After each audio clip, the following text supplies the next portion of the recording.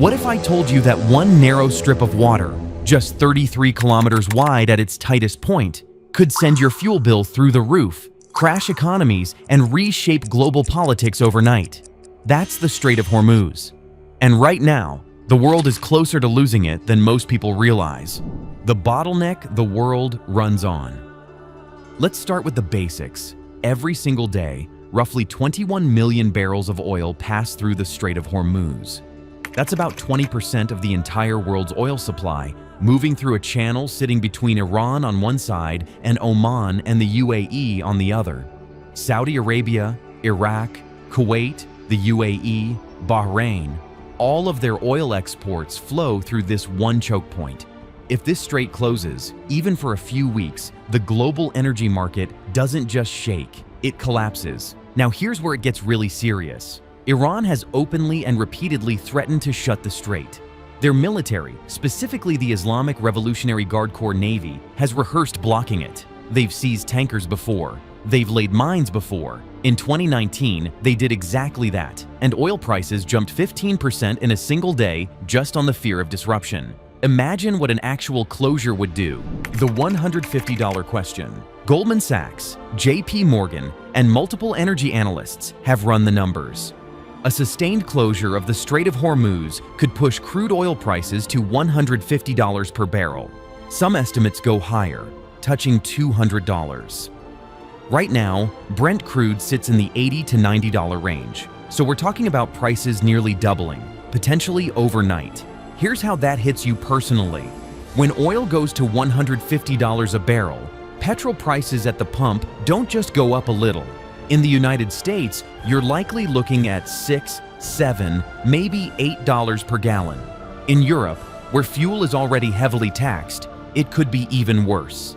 In South Asia, Sri Lanka, Pakistan, India, countries that are already stretched thin economically, this is genuinely devastating. Import bills explode, foreign reserves drain. The cost of living spikes before governments even have a chance to respond. But it's not just fuel. Oil touches everything. Fertilizer production, which depends heavily on natural gas and oil derivatives, becomes massively expensive. That means food prices go up. Plastics, pharmaceuticals, shipping, aviation, everything manufactured or moved around the planet gets more expensive.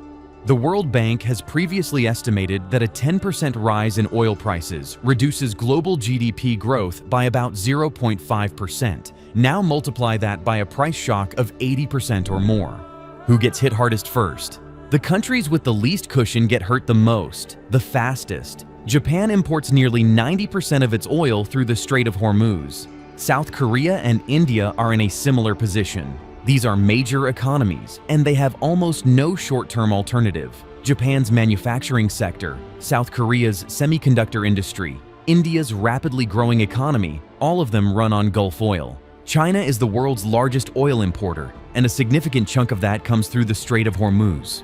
Beijing has been building strategic petroleum reserves and diversifying through pipelines from Russia and Central Asia, partly for exactly this reason, but even China cannot fully replace Gulf supplies quickly. A closure would hurt China's industrial output, which would then ripple into global supply chains that everyone depends on. Europe has diversified somewhat since the Russia-Ukraine war forced the issue, but emergency alternatives are limited at scale. The United States is actually in the most interesting position here. America has become a major oil producer and exporter through its shale revolution. The US doesn't need Gulf oil the same way it once did. But here's the thing.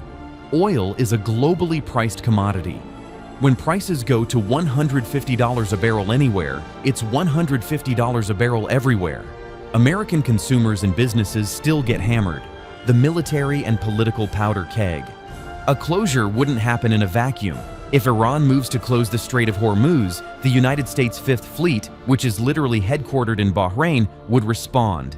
That's not speculation. American military doctrine has explicitly stated for decades that keeping the strait open is a core national security interest. The USS Abraham Lincoln Carrier Strike Group and multiple destroyers are routinely stationed in the region precisely for this scenario. But here's the terrifying part. A military confrontation between the US and Iran in the Persian Gulf, with oil tankers in the crossfire, could escalate in ways that are hard to predict and even harder to stop. You'd have Iranian missile batteries on the northern shore, American naval assets in the water, and dozens of tankers carrying billions of dollars of cargo caught in between. Any miscalculation, a missile fired, a ship seized, a drone shot down, and you're in a full crisis that markets will price in immediately and catastrophically. Saudi Arabia and the UAE would be pressured to intervene diplomatically or operationally. Israel, which has its own deep conflict with Iran over nuclear ambitions and proxy warfare, would be watching every move and potentially acting on its own calculations. Russia, which benefits economically from higher oil prices, sits in an uncomfortable strategic position. China, which needs the oil flowing, would be pushing hard for de-escalation behind the scenes while publicly not wanting to antagonize Iran. This is not a regional problem. This is a global crisis the moment the first tanker turns back. The strategic reserves play, and why it buys time, not solutions. When journalists and analysts talk about this scenario, someone always brings up Strategic Petroleum Reserves. The United States has the Strategic Petroleum Reserve, or SPR. The International Energy Agency coordinates among member nations to release reserves in emergencies. These tools are real. They've been used. The US released record amounts from the SPR in 2022 to combat energy inflation. But here's the honest reality. Strategic reserves are designed to cover a disruption of 90 days at current consumption levels, roughly. That sounds reassuring until you realize that resolving a military standoff in the Persian Gulf could easily take longer than 90 days. And the US already significantly drew down its SPR in 2022, leaving it at its lowest level in 40 years. Refilling it has been a slow, ongoing process. The buffer is thinner than it was. Alternative routes exist too. There's the East-West pipeline in Saudi Arabia, which can carry about 5 million barrels per day around the strait. The UAE has the Abu Dhabi crude oil pipeline, which bypasses Hormuz. But together, these alternatives cover roughly a quarter of what currently moves through the strait. They help, they don't solve it. The inflation spiral nobody wants to talk about. Here's the part that most news coverage skips over. A sudden oil price shock of this magnitude in a world that's already navigating elevated interest rates, sticky inflation, and fragile consumer confidence would almost certainly trigger a global recession. Central banks like the US Federal Reserve and the European Central Bank are in a genuinely difficult position. When oil prices spike because of a supply disruption, that's inflationary. Normally, central banks raise interest rates to fight inflation. But if the economy is simultaneously contracting because of the shock, raising rates makes it worse. They'd be caught between fighting inflation and preventing recession. And there's no clean answer. The 1973 oil embargo created a decade of stagflation. A Hormuz closure in 2024 or 2025 could do the same, possibly worse, because today's global supply chains are far more interconnected than they were 50 years ago.